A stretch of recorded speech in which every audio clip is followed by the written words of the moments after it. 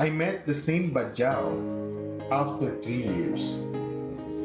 We all know kung anong usually na naaalala natin when it comes sa mga Bajau na nagpapadpad dito sa Luzon. Yung mga nangingi ng limos na minsan sila pa yung matatapang pag di mo binigyan o pinangaralan mo. Pero dahil sa Bajau na ito, my views on them change. And our reunion kanina just make it even better. Konting background, 4 years ago, habang nagliliwaliw ako sa paglalakad, may lumapit sa aking Bajau na humihingi ng limos. Siyempre, naging response ko, nagtatrabaho ko para magkapera at di naman ako okay sa nangihingi lang, lalo kung capable naman mag-work. Pero nagulat ako sa response niya, "Pasensya na po kuya, pero may halo po ba kayong trabaho?" Siya pa lang ata nakita kong ganon sa mga na-encounter ko. So, ginawa ko, sinama ko siya sa kaibigan ko na may maliit na eatery. Sabi ko, bigyan ng gagawin.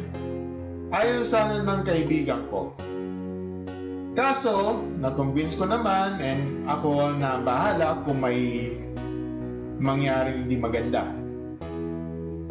Napagkasunduan na 450 siya per day. And ang gagawin is magse-serve ng food, maglilinis ng pinagkainan, and possibly maging dishwasher. And some point, tinanggap niya yon lahat kapalit ng pakiusap na weekly ang bayad niya. And kahit bigyan lang siya ng pwesto na pwede niya tulugan, in which pumayag naman yung friend ko. Nagtagal na siya doon, mahigit 1 year ata. Nagpamalina lang kasi ako before pa siya nung isang taon doon. And tuwang-tuwa palagi kaibigan ko na sa kanya kasi masipag daw at malinis magtrabaho. Akala nga daw ng mga customer, ibang lahi. Pero Bajau pala. After nun daw, umalis na siya kasi nakapag-ipon na daw siya na pwede niyang gamitin maging independent and possibly makahanap ng mas maayos na trabaho. Ayaw sana siya pakawalan ng friend ko. Pero no choice. Gustong lumaki Wala na kaming naging balita after nun. Then, kaninang umaga lang binati niya ako. Di ko siya nakilala kagad kasi malaki ng katawan niya and naka-uniform na rin pang trabaho. Nakita daw kasi niya ako sa fieldwork ko and naisip niyang parahin ako saglit para mag-thank you. The heck?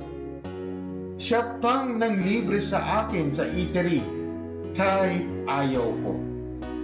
Pero wala lumaki talaga ng maayos sa buhay. Magkakapamilya na nga din kasi buntis na daw yung nobya niya.